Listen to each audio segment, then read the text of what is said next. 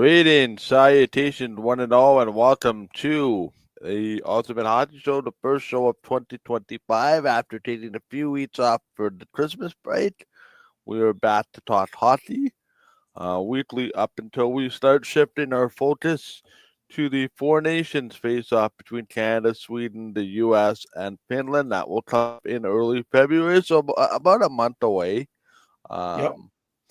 So we'll talk hockey up until then we'll be strictly Four Nations for a couple weeks, and a week or two, and then back to hockey, back to the Stanley Cup playoffs, and end of the off season and free agency and all that good stuff. Happy New Year to everybody watching and listening. Thank you for making us a part of your schedule. We know there's a handful of you that like to check in on well, me for the most part. Did you communicate with me for the most part? um, but welcome back. Happy New Year, everybody. What I was gonna say is thank you to those that look for us in the calendar. And yes, I got your notes last Monday. Um, but where our show was, I think we made it clear that we were gonna wait till the New Year, but people might have missed our show before that where we said that. But anyway, we Yeah. are back. And we last talked about that game against the Toronto Maple Leafs. Nonetheless, Happy New Year. Rich, you and I had a chance to watch a couple hockey games together during the break. We did. The Ottawa game and the Nashville game, which were the first couple of ones coming out of the break. First off, how was your Christmas/New Year's break?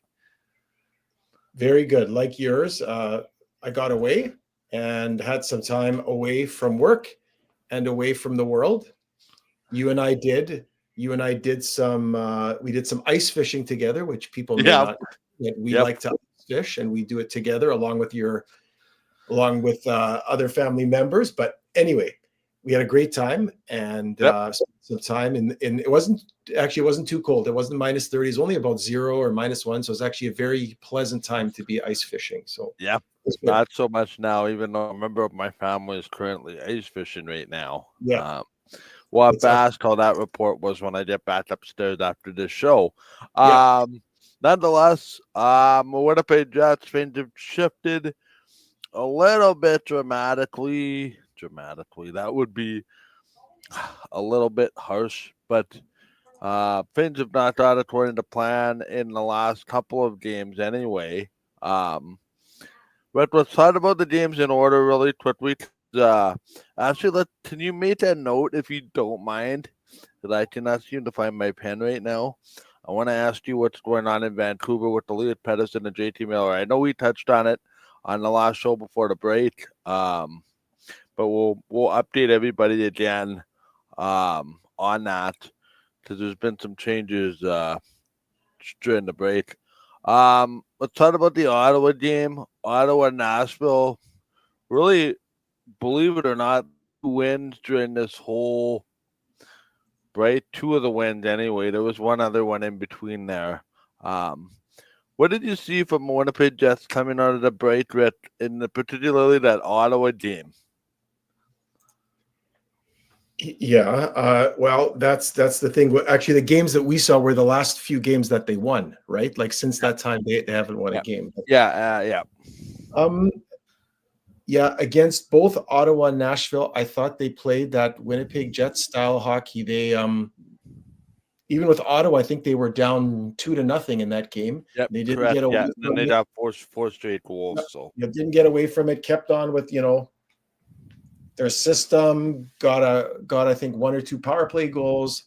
Got back into it and played really well defensively. And then the 3-0 win against Nashville. Well, that was another game. It was very tight, very defensive. And the Jets played it well. I mean, Nashville's just having a really hard time right now. Just with everything. I mean, that team be one pretty of the hard time. I think just putting it lightly for those that are in Tennessee might have completely different words to say.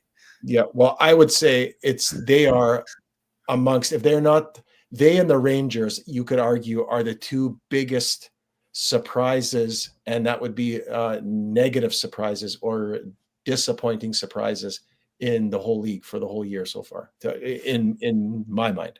Anyway, but No, and listen, I don't think you're wrong. And I think the more alarming thing about Nashville, and to be honest, I think we saw this a little bit in the game itself, is there a lot of ability to score with all that firepower. Stamkos, Marshall, Forsberg, Yossi, then Ski on the back end. UC Zaros, of course, can't do anything about goal scoring, but they are scoring at a lot thereof alarming rate, not scoring. Um, I can't say I had goal scoring on the list of Nashville problems this year. me neither. That's the shocker, right? Like out of everything, you would have thought, oh, maybe they'll get into shootouts with that offense that they have and just have to outscore their problems. Right. And yeah, they just have not. They have not been good. Like they have, especially when you add guys like Marchessault and Stamkos. You just think, they're just going to, like, their power play for one thing is just going to be amazing. But you know what it tells me, and I'll maybe throw it out there. Maybe this is, and maybe Nashville knew something that nobody else knew, because they said, "Oh, why wouldn't they? Like, wouldn't you want to keep Stamkos around just like Yzerman stayed around in Detroit for forever and make a legacy player in your franchise?" Yeah, okay, that's true. But Stamkos has to agree to less money. I mean, he's 36, 37 years old. Right. He's not the same player he was 10 years ago. If he's expecting $8 or $9 million a year to be the highest paid Lightning player, then right. I think he's being ridiculous. So I don't know what the negotiations were with the team, but I think that's part of it. A little bit of its ego. He thinks he can still play at a high level, and the Lightning didn't. So I said, okay, go. Well, and let's think about it. Like you said, I don't think he's a $7 million player in Tampa. No. And in fact, I would agree. I would even argue, I'd venture even more so to say, I think his play is just dropped off. Like, he's just not the same player anymore. He is. Yeah. He is not like he's just not a superstar anymore. He's a good hockey player, but he's not a superstar. And Nashville thought they could bring him in and get some firepower on their power play. And Lightning said, go ahead. You want him for, I think he signed for $6 million. He was making 8 or 9 at Lightning, and he signed for 6 or 6.25 for 3 years, whatever he did in Nashville. And you could argue he's not even that good to get half of that. So, I mean, you're not wrong there. And I think the same to be said is, what did Kelly McCrimmon and Jonathan Marchessault? I think that's a lot of the same sort of thing. Is like, as a general manager, I think you're free to challenge your players and say, hey, if you can go out on the market and get more money, good for you. But this is where we draw the line in the sand financially for your services. Yep. Yeah. And it's interesting, right? Because Vegas and Tampa, they always seem to be ahead of the curve. I don't know about you, but Vegas had this knack for figuring out like when a player is on its downturn, and they quickly move on from them. And they, it's people say about a lack of loyalty. Well, you could make that argument about, if you're serious about winning, you can't be loyal, and that's why Vegas has won as much as they have.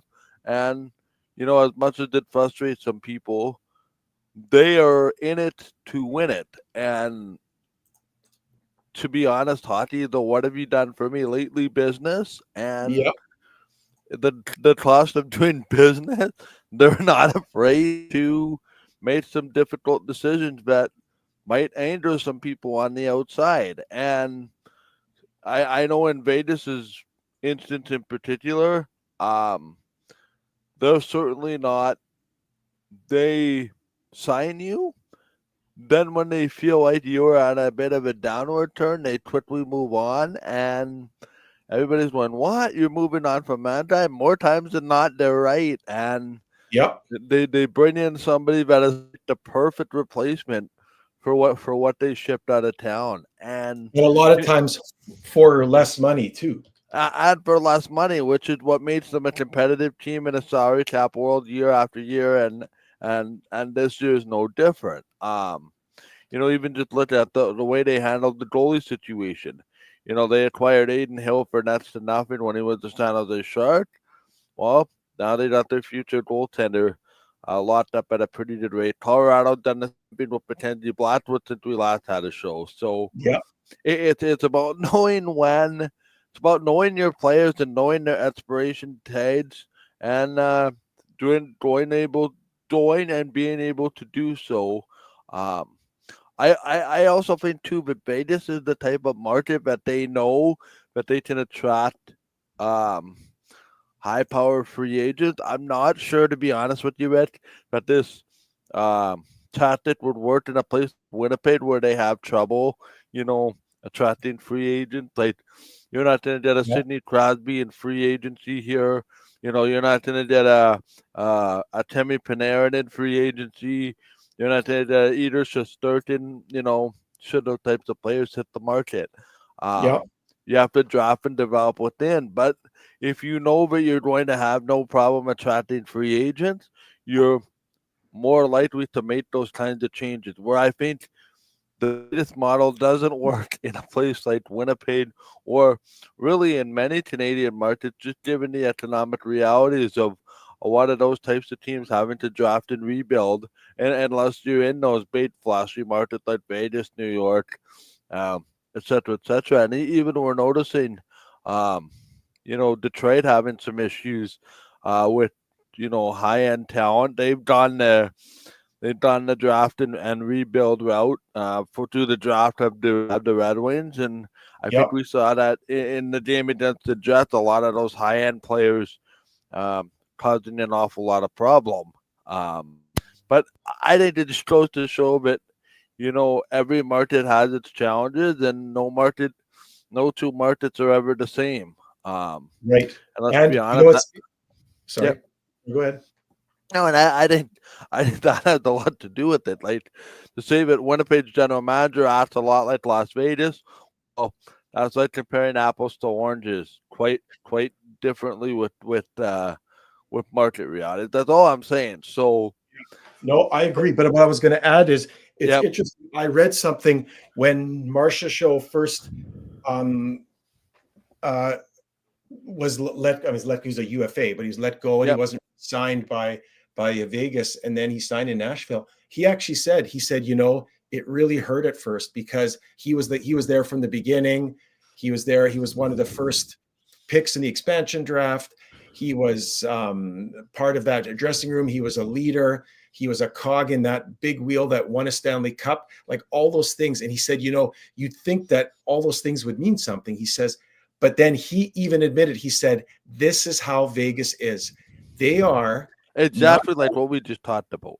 exact. They're not a big, like they're, yes, we're a team and family, but he says, when they believe, like he didn't say, I believe it. He just said, when they believe Hey, you are no longer valuable to them in terms of what you get paid bye relative bye. to what you provide, they're very easily able to cut you loose. Now I'm paraphrasing, right, his words, Yeah, but that's in essence what he said. And he wasn't saying it. I think there was a little bit of sadness, maybe a little bit of, an edge to it. But for the most part, he was just being very matter of fact that that's what it is. When you play in Vegas, when you're the king there, but when you're no longer the king, you're out on your butt.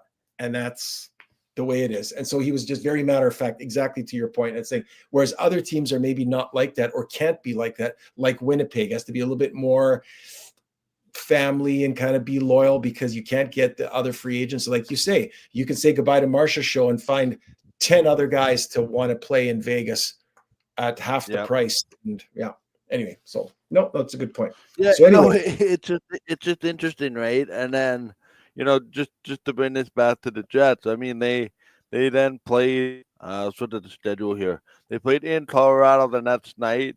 I mean, they were 2-2 going at the third period. I don't know if you saw that game. Um, Nick Nick Ehlers missed a couple glorious chances to tie it before the two empty netters. yeah, And then the first game back from a homestand. This is the one to me, Rhett, that really hurts the most. As I have followed, that's the Jets up in a game, but they played against the very good, suddenly Anaheim Ducks team. IFL gets them ahead 3-2. A defensive misfortune allows Ratko Gudas to score the tying goal in the last minute because the Jets lose some defensive coverage in front of the net. And then, of course, in overtime, which the Jets' way more times than not this year doesn't go their way. And Troy Terry was the second of the night. And then against Detroit, the game that I thought the Jets had some really bad breaks go against them, goal posts and timely saves and stuff. The penalty kill really let the Jets down in that game. It just seemed like right from the opening minute that they were behind the 8 ball in that game and never really were able to mount anything. It just seemed like the Jets would get some momentum. Detroit would have an answer bat, and Detroit would answer in such a way that made it extremely difficult for the Jets to get any kind of momentum. They didn't start good in the first period. They were outshot 17-7. Could have been a lot worse for Connor Hellebuck. Bailing his team out. Larkin scoring on the power play, not ideal. 2 power play goals. I think that's on Detroit was for 3 on the power play in that game. Your penalty kill, giving up 2 and killing off 1 and 3 opportunities ain't gonna win you a lot of hockey games. And the Jets have unfortunately put themselves in a position where, their margin for error in victories when they make the type of mistakes they're making is that much smaller. And then a late goal by Detroit kind of salts it away, and the home team goes sad. And Todd McCowan and the Detroit Red Wings picked up a big road win, and now we sit here tomorrow with the Nashville making a return trip to Winnipeg tomorrow night, and Nashville looking to avenge a 3-0 loss, and Hellebuck still looking for win number 300. Yep. And I would agree with you. And that game against Detroit, though, yes, was the first period. I mean, they were outshot, but they had all those power plays against them. So that was part of it. But I think they outplayed Detroit for the most part in the second and third period. It was just unfortunate. They had chances. They hit posts. It could have easily been, I say easily, because it was 3-2 and then an empty netter. That game could have easily been 3-3 going into the late stages of the third period, and then whatever happens in overtime or a shootout, right? So it's just sometimes that's the way it is. Sometimes look at how many games they won and were very fortunate. So it's going to get caught up to you that once in a while you're going to be unfortunate in a game where you've got a ton of chances or you even outplay the other team, right? So it happens. What are you going to do? Yeah, it certainly does. And I think sometimes Rich, it takes one game before you actually get on a run to get on a run. And hopefully it's a positive going into tomorrow. I certainly like Saturday's game better than I like the game. But I like the game in Colorado, and maybe you and I said, back to back, flying into the mountains, garbage. NHL garbage. But anyway, and I predicted you were in the game until the end, and then they got outskated in the third period because they get tired. Yeah. And then Eric Comrie, everybody decides to pile on Eric Comrie for some absurd reason. He was amazing. Well, yeah. But it's like it's bizarre, right? Because I'm reading some stories about, one thing about a turnaround for a lot of good teams, and a couple of experts, quote unquote, said what Eric Comrie needed to be better. And I literally wanted to throw my computer at the wall going, what the heck are you watching? He's playing a lot of nights on a bat-to-bat where the team in front of him is good and is very, very sleepy. And, for me, Eric Comrie is not the problem that the Winnipeg Jets have not had success on the back end of a bat-to-bat. I neglected to research this because it's something I wanted to do during the holidays. I just could not bring myself to doing it. I want to see what the league wide record is on a Saturday night of a back to back. It just seems like everybody is struggling this year. Yeah. And I don't believe this to be just a Winnipeg problem. I was listening to Calgary radio, and they're talking about the Flames record in, back to back. I'm listening to Montreal, the Canadians record in a back to back. The Leafs didn't have much success in a recent back to back. I know they won a back to back on home ice this weekend, but it just seems like everybody is struggling on that end of a bat-to-bat this year. And listen, here's a solution, okay?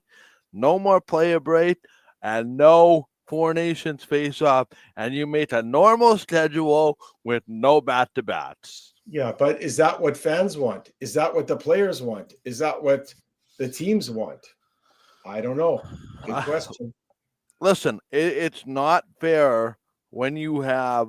And listen, I think the play now it's not fair. The Jets benefited a large portion of games, taking advantage of teams coming into Winnipeg on a bat-to-bat. Correct. After coming being to the in other Minnesota city or Chicago the night before. Yeah. Right.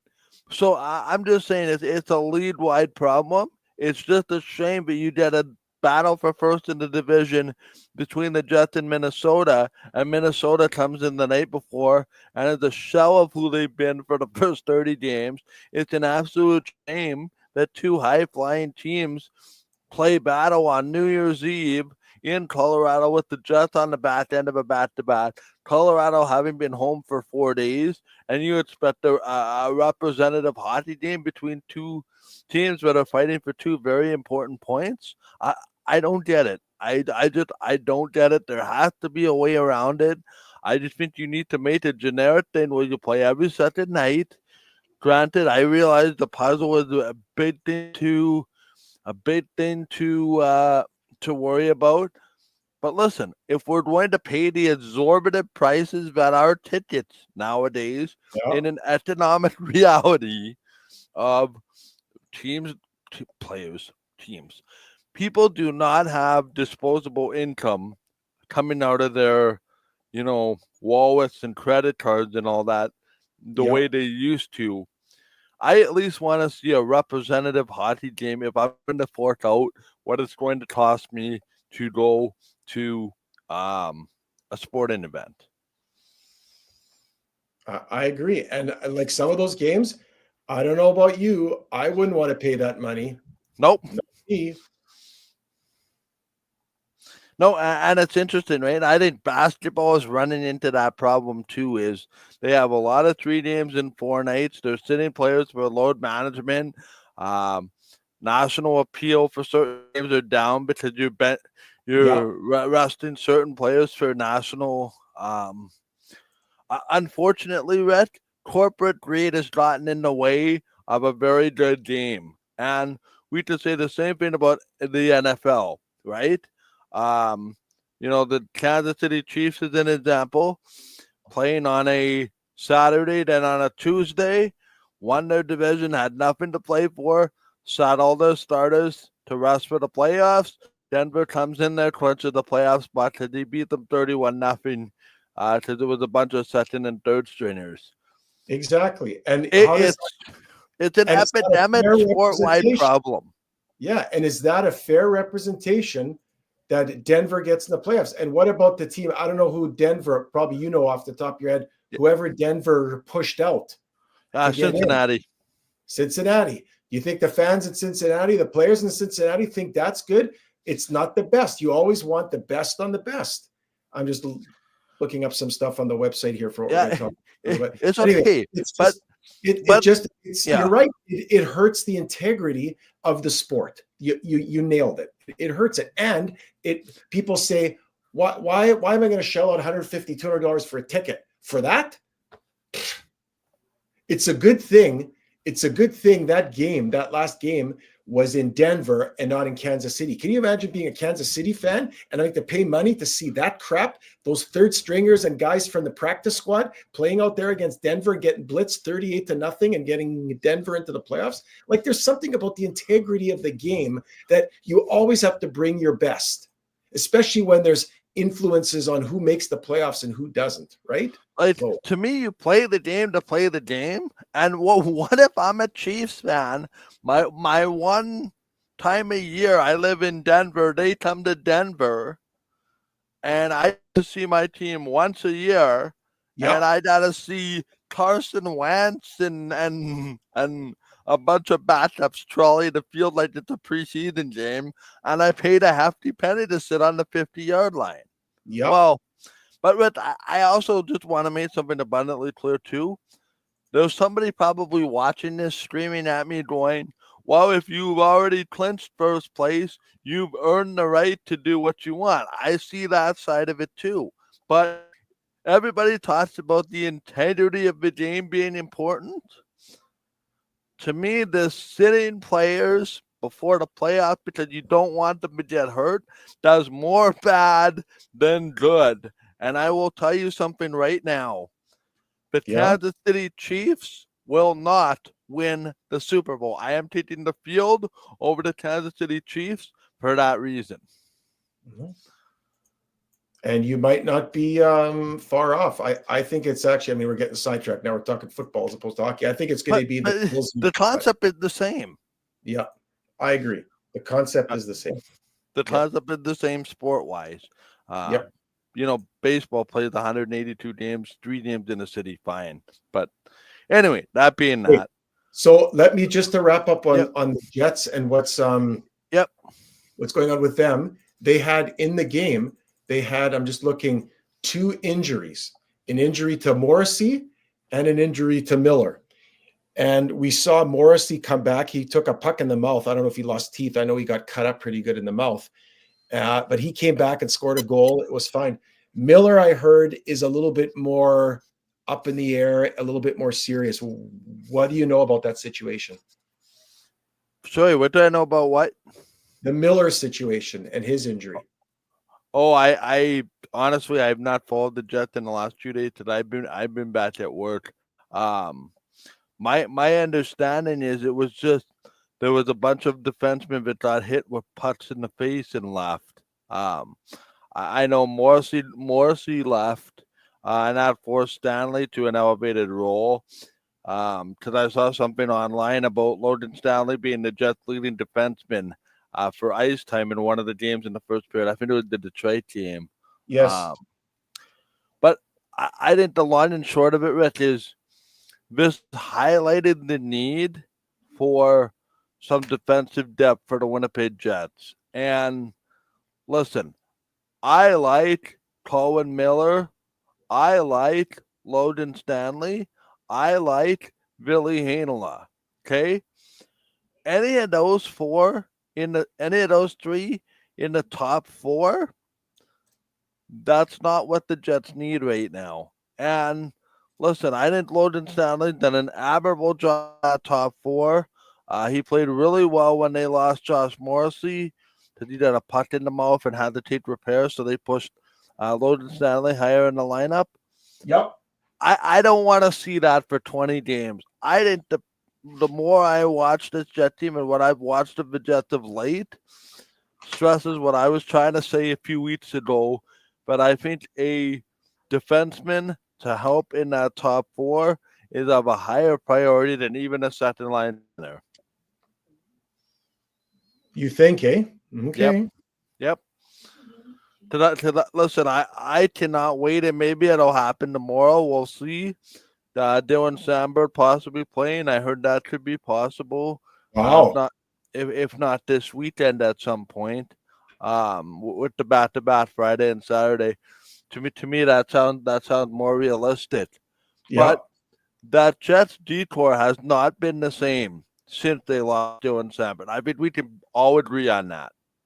Well, and then losing his replacement in Hayden Fleury, who is not bad either. Yeah. So I know.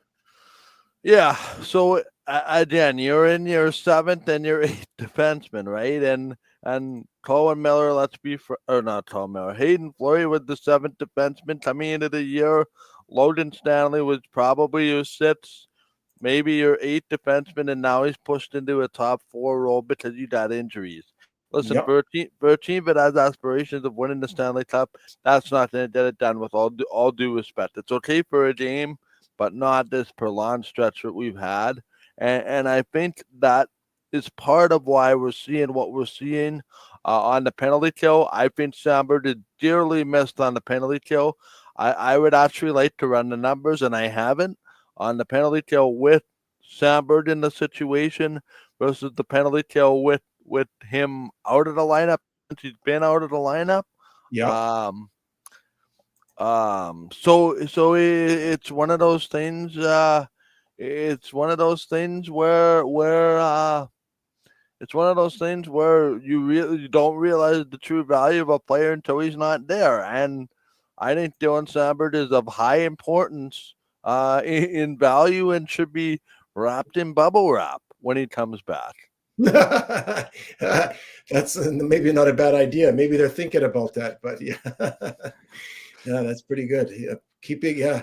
Keeping him out of any and every potentially painful situation, right? But he can't see. But that's the thing. You got a guy like that. He's like, you can't ask a guy to say, Right. "Oh, don't block a shot," because like they're gamers. They're playing for their teammates, right? And you're not going to say, don't block shots, and then he's going to go up there. Then he's not going to be as effective if he's constantly having to think about not getting injured, right? Players don't play like that. They just, when you tell them you could play again, they go out and play. They just do it. Well, and the primary example, I think, and I hate to pull this back to football, is the New England Patriots had a chance to finish with the first overall drop pick yesterday. Had they lost, they somehow inexplicably won the game, and it cost their coach their job. Granted, he was probably going to lose his job anyway, but you can't tell a roster of players not to go out and win a football game because you want first overall pick. And I think the same way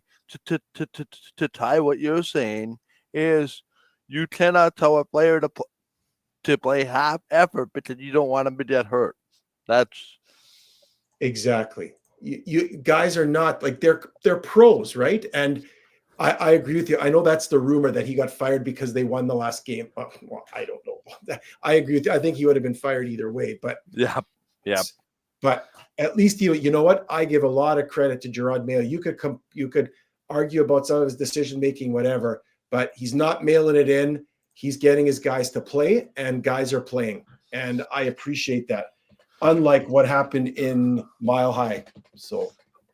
Yeah, no, and that's fair. Now, granted, it's two different things, but the concept remains the same. Pros want to win. Current players don't necessarily care about drafting for the first overall draft pick in James Hayden, who had a head of a World Juniors for the Americans. But yeah, it's an unfortunate concept, but you're not going to tell pros that they can't win because they're wired to win. So the professional athlete once told me, we don't get paid to lose. Two teams get paid to win a game, and Exactly. that's that. Guys would be offended. You know what? They would probably come out. Players might even come out. I would, if I was under contract with the team and they said, we want you guys to tank this last game because we want to get the first overall pick, I would either resign or I would just play my guts out and tell the coach the opposite. I'm going to play. And if they want to bench me, you go ahead and bench me. And then I'd ask for a trade out of that team because I wouldn't want to play for a team. Yeah, it's contrary to it's contrary to the way a professional athlete is wired. Exactly. In any other sport, hockey, football, baseball, you name a sport. Quickly, I want to pivot really quickly. We're going to talk about the week that was for the Jets. The week that's coming. I want to touch quickly on the World Juniors.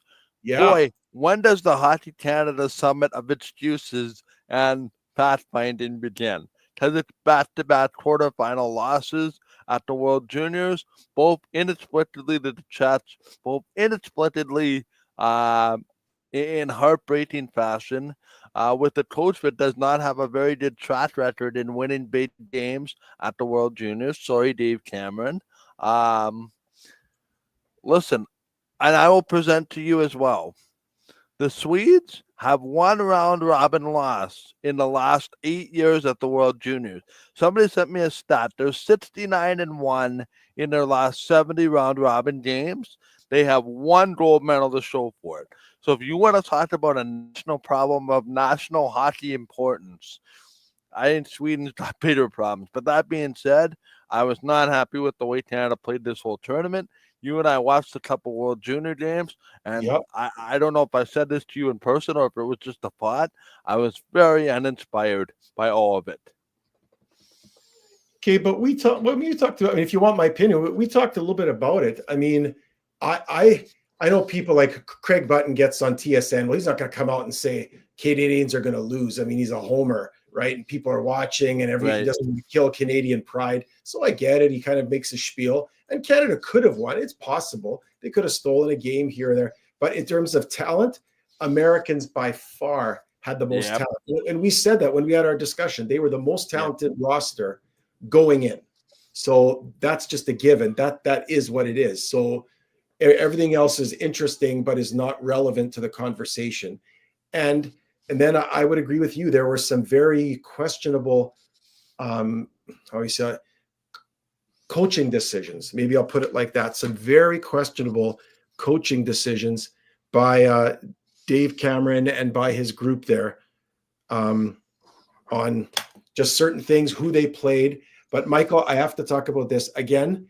Reffing is reffing. I get it. I think I think Cameron said it and somebody else said, he said, what we saw out there is not what the refs see. And I think you've got these European refs from France and from Scandinavia and here and there. Those two hits in that game against Czechoslovakia, especially the second one, like it's almost like, it's so funny because it's almost like they've never seen a guy get crushed in open ice, right? And the Canadians hit a guy, and they hit a guy with their shoulder first, with their body, and the check, especially that second one where that guy came away from the boards. Then that last penalty that was called with 2.5 or 3 minutes left, and then they scored the winning goal to push Canada out. But that guy, whoever it was, Morando or whatever, that went at that guy, hit him, elbows down, shoulder, nobody, and he fall through. And that Czech guy tried to wiggle his way out at the last minute. He dives out of the way, and his knee gets hit, and that's kneeing. Like, to me, the Canadian guy never stuck his knee out. He went straight at him in his trolley tracks, hit him in his chest. If you dive out of the way, is there no responsibility on the part of the player that's getting hit? Like, take a hit, but to dive out of the way and then expect to get a kneeing call for that to me is just garbage. And it's really tough. It's almost like you have to go into these international games as a Canadian junior coach and a team and say, we're not going to play Canadian hockey. And that's really tough, right? Because you want a body check. But maybe it's almost like you can't do open ice hitting, or you can't hit a guy too hard because they'll call you for charging or kneeing or whatever when you destroy a guy because he's got his head down or whatever in the middle of the ice. And I just, even though the Canadians, even if they would have won against the Czechs, I think they still would have lost against the Americans. But that game against the Czech Republic, where they came back and tied that game, they had all the momentum going in the third period. To call those two penalties, the first one in the first period for that 5-minute major, and then the second one at the end of the game to hand the game over to the Czech Republic, to me, that's just garbage. And I mean, people are going to say, oh, Rick, you're being too hard on reffing. No, I'm not. Look at those calls. Like, look at those hits. Like, if a guy, and I'm saying this, if a Canadian guy had kneed another guy, I would be the first one to say that was a dirty hit. He should have gotten 5 minutes, or he should have gotten 2 minutes, or whatever. But those two hits, in fact, even that second one, that one that at the end of the game, he didn't even knee him. He kind of took his upper thigh and jabbed it into the other guy's upper thigh. And it's only because that guy was diving out of the way. If that Czech Republic guy would have taken the hit straight on, it would have been a clean hit, and that would have been the end of it. And he tried to dive out of the way. So you're saying the Canadian guy at the last minute is just supposed to pull up and just not go through with the hit? Like, come on.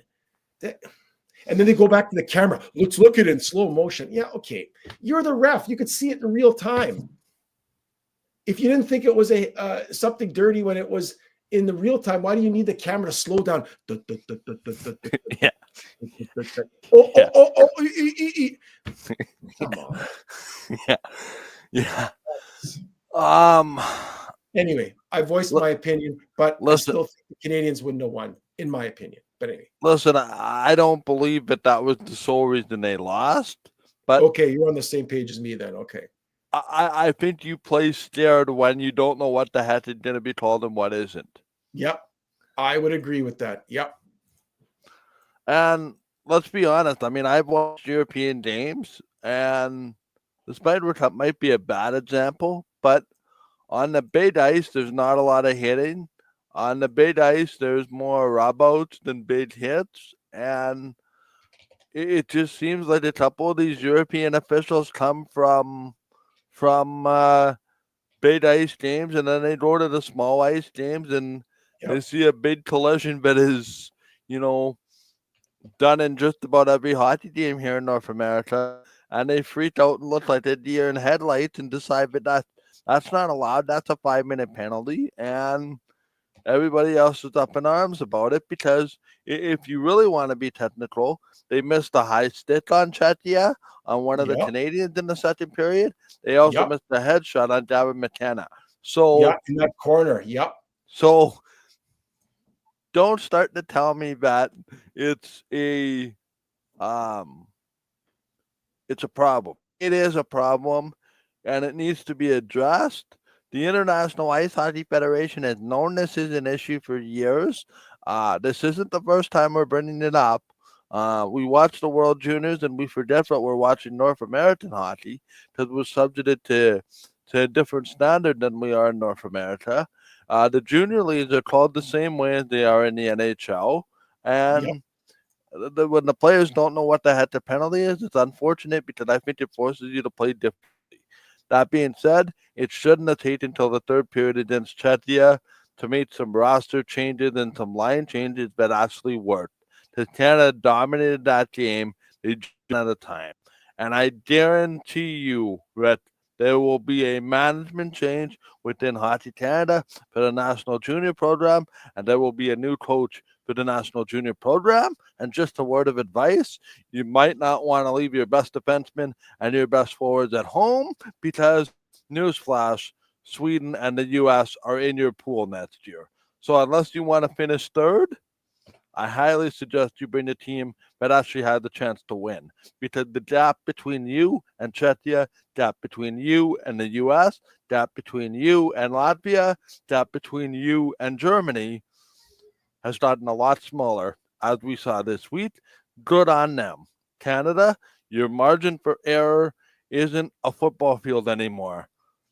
You need your best players to play in a close game, in a game that's always going to be close. Now, there was one blowout in the whole World Juniors, and that was a 10-2 game between Kazakhstan and somebody else. Everything else was very representative, at least what I saw. And listen, Canada has had the world catch up to them, but Canada also has things within their control that they can handle. Is unacceptable in my mind that it was the World Juniors in Canada and they did not bring their best players. They might have thought. Who are we talking about? Who are we talking about? You're throwing it out there. Who are we talking about that wasn't on the roster? Zane Paretta, one of the best defensemen in Canada. Pettit Sonati, one of the best forwards in Canada.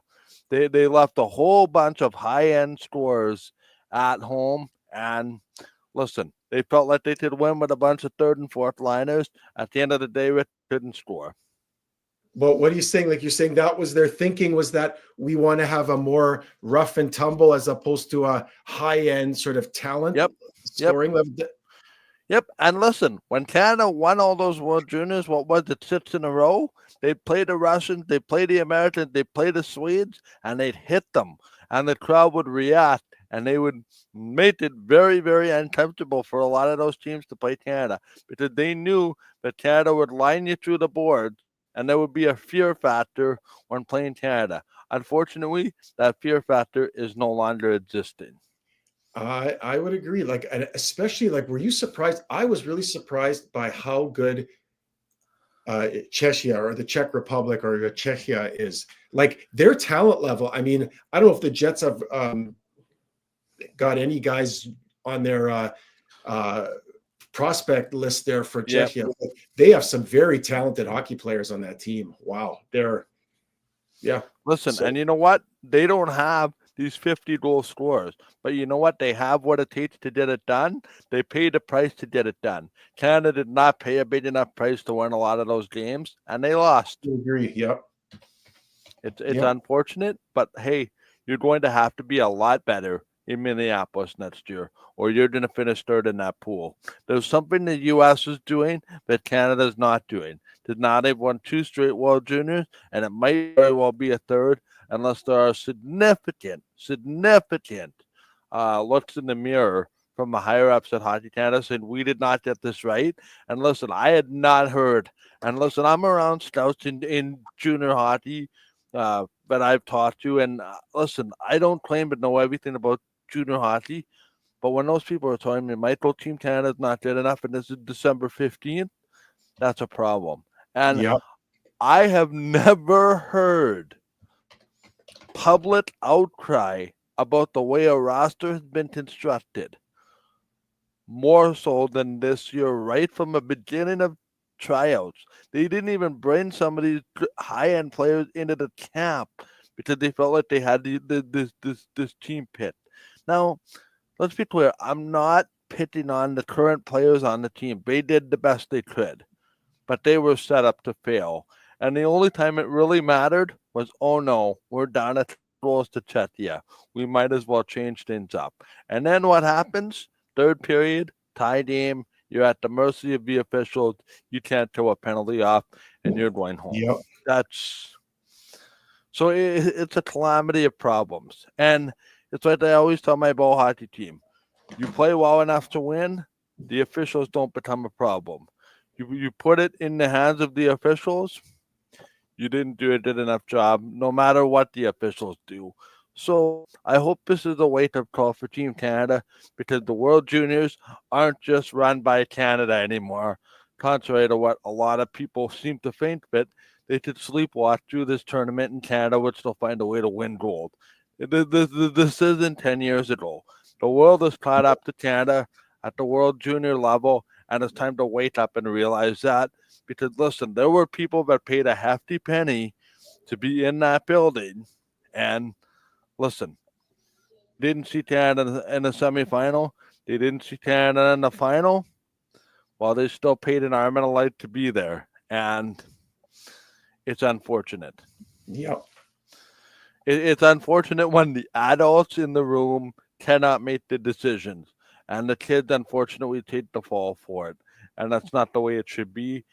Carter George and Ivan Kovic, the 2 goaltenders, played as well as they could have, but unfortunately the adults in the room let them down. And I just hope it's a moment of national reckoning when it comes to the national junior program that, hey, this isn't, you can't just bring your B team to the World Juniors and you're probably going to win gold anyway. Best on best. Do it because listen, the World Juniors is still my favorite tournament, as we saw, with highly compelling semifinals and finals. 1-goal games both ways, and then 2 overtime games yesterday. Be nice to have Canada back in it because, hey, every international tournament with Canada, competing for a medal and being competitive is good for everybody. I also do want to mention one thing, Rick, and that's the Latvian goaltender. Whoever this Latvian goaltender is, good on you, because you were not wanting to go home. You lost a 1-goal game to Sweden.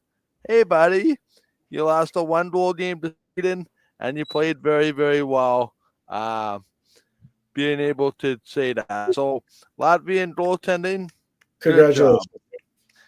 Good job. You deserve my... This is the one fan. This is the one fan. He came in. He wanted to hear the show. Hey, but now he has to go. Okay. Okay. Bye, buddy. Yeah, so that's kind of Latvia, right? That Spielberg is his name. Yep. Even the bottom, right? Latvia was at the bottom of that pool.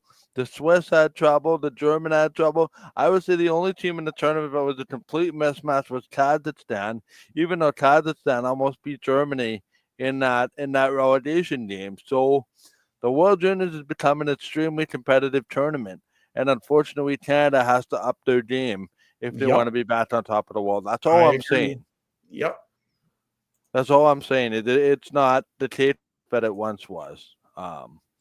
And a lot of discipline to me for Team Canada. That's another story in itself. But Yeah, you could argue that, or you could just say they have to adjust their game according to the fact that they know European reffing is just another animal, right? It's just yep, it. Yeah. yeah, that's fair. We Okay. will talk about the Jets this week. Yeah. Really quickly though, I did want to talk about Vancouver. Yeah. Um,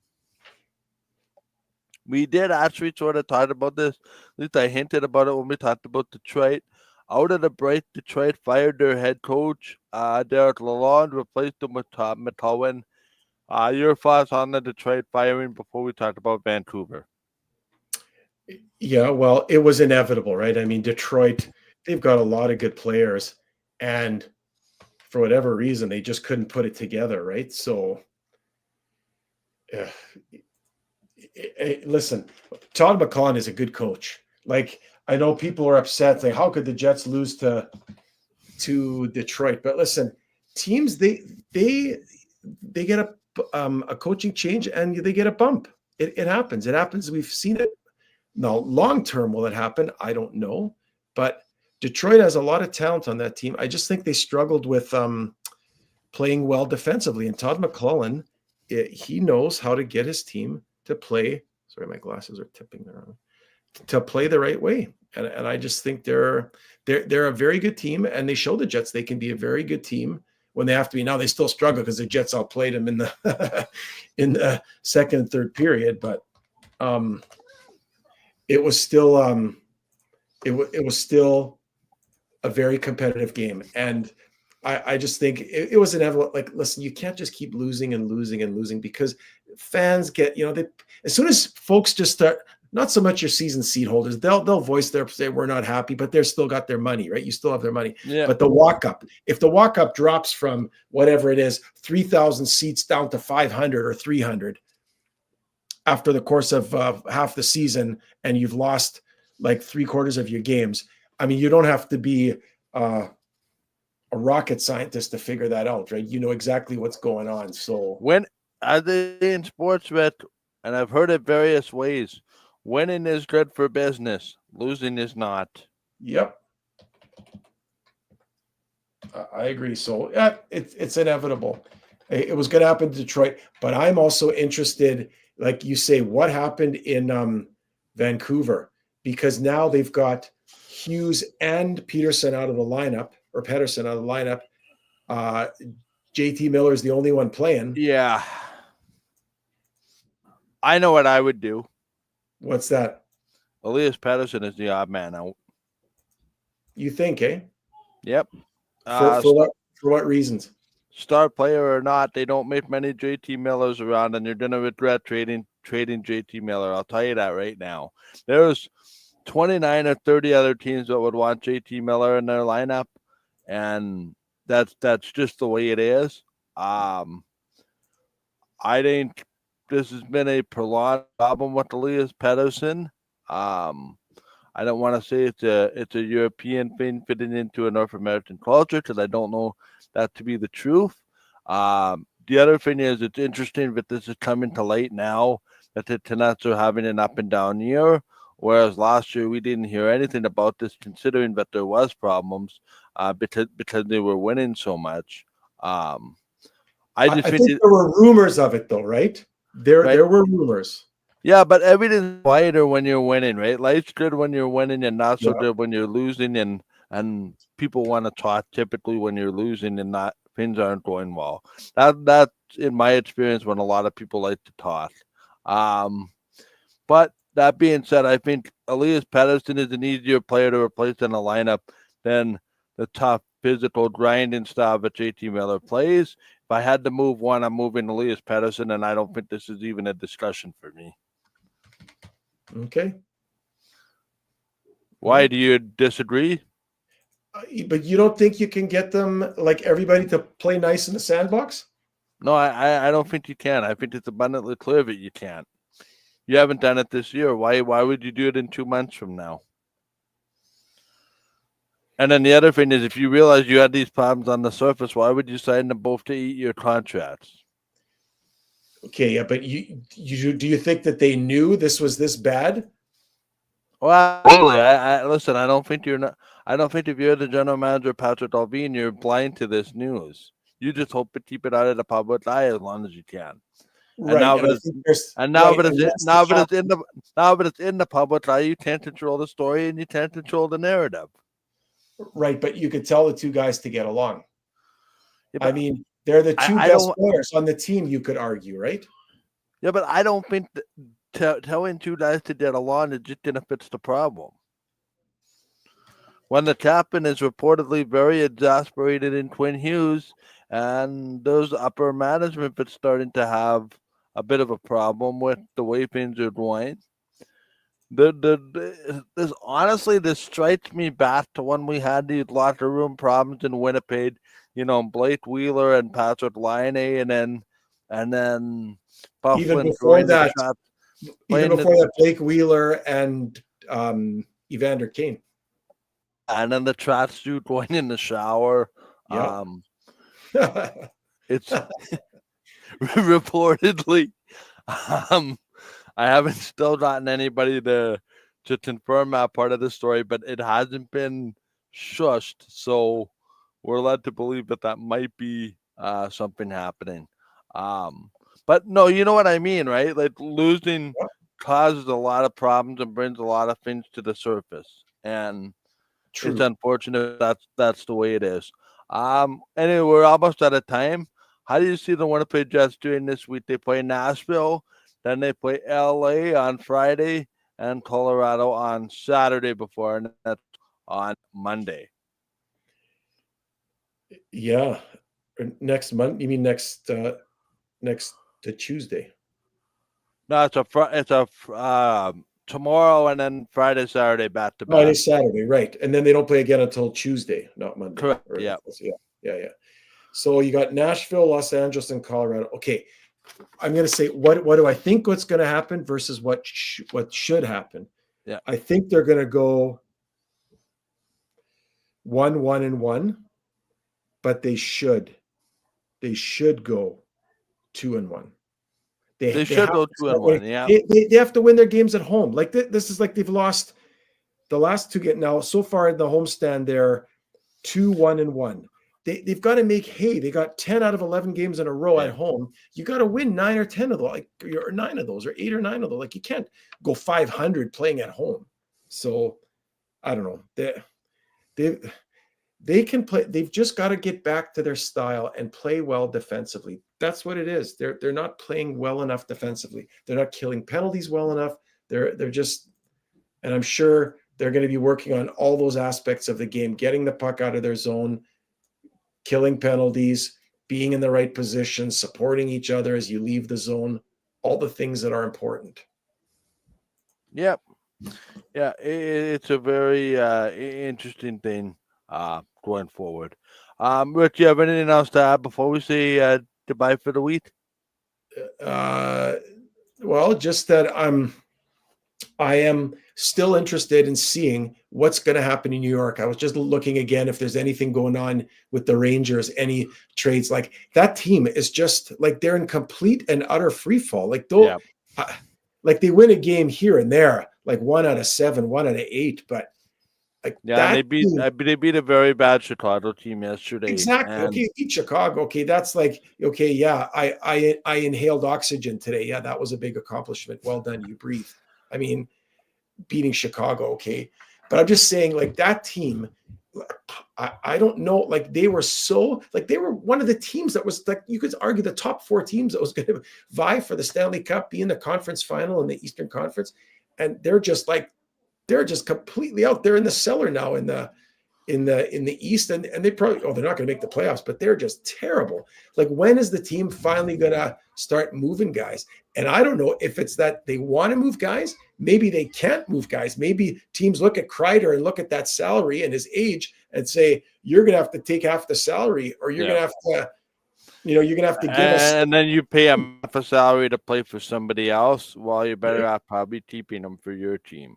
Yeah, you're going to have to give us Kreider and a first-round draft pick for maybe a roster player on our team, right? Like that. Like you're just not going to just have somebody be happy to take Kreider for nothing for a third-round draft pick or a second-round draft pick.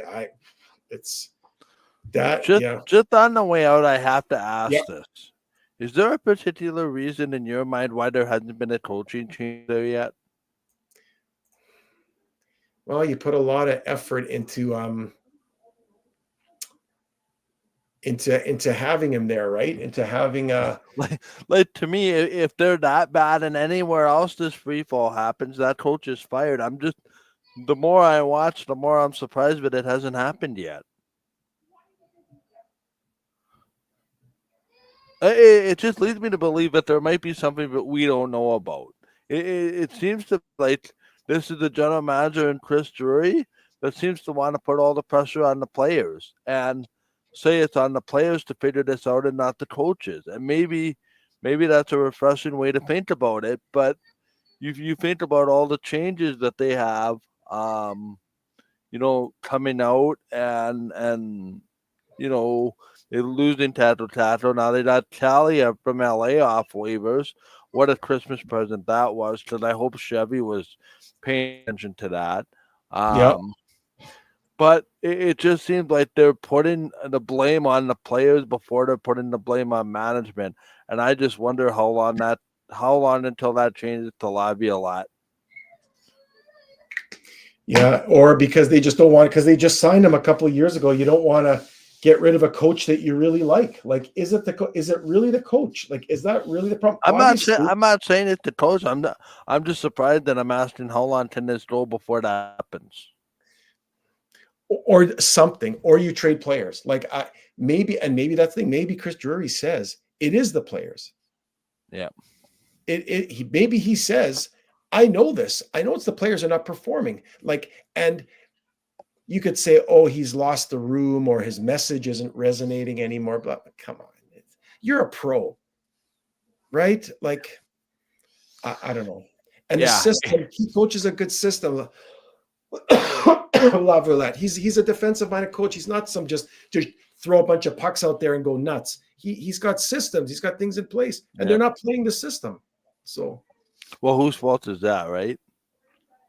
Yeah, is it the coach's fault? Is the players? There's no fear of not playing the system. They don't want to play the system. They want to pad their stats. They want out of New York. Do they want out of New York? I don't know. I always hear New York is such a wonder. Playing at MSG is the dream of every hockey player, like either playing for the Bruins or the Rangers or the Leafs and playing in those iconic cities. Well, maybe it's not. I don't know. Yeah. Can't figure out that team to fall that far off the radar, like fall that far. And listen, we're not having this discussion because the Rangers started 20-something in the standings. This was the team that was, 11-4, 11-3, 12-3, and 12-3 and whatever before this downfall happened. So it's interesting. Anyway, we kept you on here a lot longer than we bargained for. There's a lot of news to talk about. You missed the show, you can go back and watch it as soon as we disconnect. We had a lot of interesting discussion and debate on this show today. We'll be back next Monday. Hi, Rob. Hope I haven't missed anything too exciting. Well, I'll leave that up for you when you decide to watch the replay. If you decide to watch the replay of this show, you can make that determination about anything too exciting. I don't know what qualifies as exciting anymore. It's just the news wheel just keeps spinning. And it's been quite a day here in Canada where the Prime Minister says that's it. But anyway, this is a hockey show. Thank you for tuning in. Thank you for dealing with the football analogies earlier. We will be back next Monday, myself and Rick, at 5 p.m. Central. Just getting ready to actually watch the game on Prime Video tonight between two teams that I'm very intrigued to watch. The Montreal Canadiens and the Vancouver Canucks for perhaps the exact opposite reasons. For Rick Petty, I'm Michael Justin. Have a great week. We will talk to you next Monday. Good night from Winnipeg. Go Jets.